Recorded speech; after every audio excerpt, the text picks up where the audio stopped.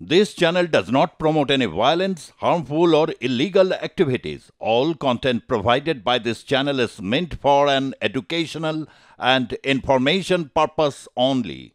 প্রথমে আপনাদের ছবি দেখাবো দমদমের 7 ট্যাঙ্কের একটি সরকারি অনুষ্ঠানে। দেখুন সেই ছবি, যে সরকারি অনুষ্ঠানে যোগ দিতে গিয়ে মাথা ফাটে 3 জনের। আপনারা দেখছেন এই ছবি দমদম 7 ট্যাঙ্কের।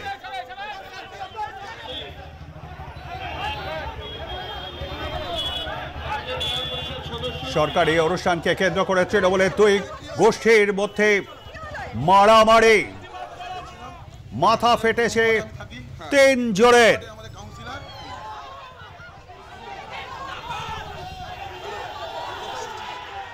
পরিস্থিতি সামাল দিতে মঞ্চ থেকে নেমে আসতে হয় কলকাতা মেয়র তথা রাজ্যের পুর নগর উন্নয়ন দপ্তরের মন্ত্রী ফিরহাদ হাকিমকে। কলকাতা পুরসভা 2 নম্বর ওয়ার্ডের দমদম 7 ট্যাঙ্ক এলাকায় ঘটনা।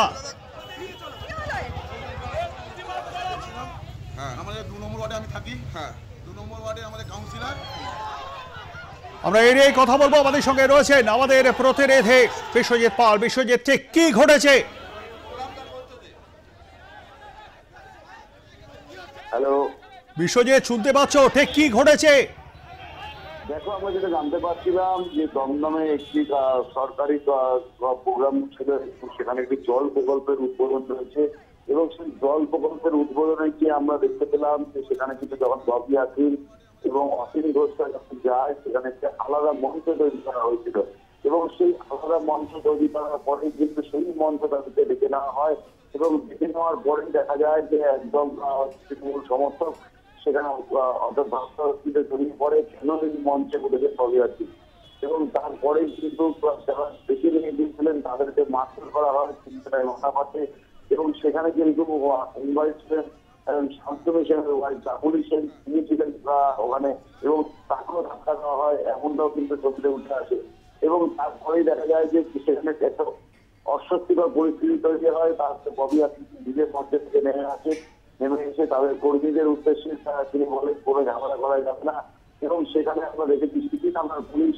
এবং ববি হাকিমের যারা সিকিউরিটি ছিলেন তারাও কিন্তু সেখানে রাস্তায় নেমে পড়েন এবং তাদেরকে বোঝানোর চেষ্টা করেন এবং বোঝানোর পরেই কিন্তু তারপরে যে মঞ্চে সরকারি মঞ্চ তৈরি হয়েছিল সেই মঞ্চে উঠে যান। পরে অবশ্য তারপরে নেতারা স্বীকার করেন যে সেখানে কোনো রকম কোনো ঝামেলা হয়নি এবং সেখানে কিন্তু অত্যাধিক মাত্রায় লোক আসার কারণে ধাক্কাধাক্কি হয়েছে এমনটা দাবি করছিলেন।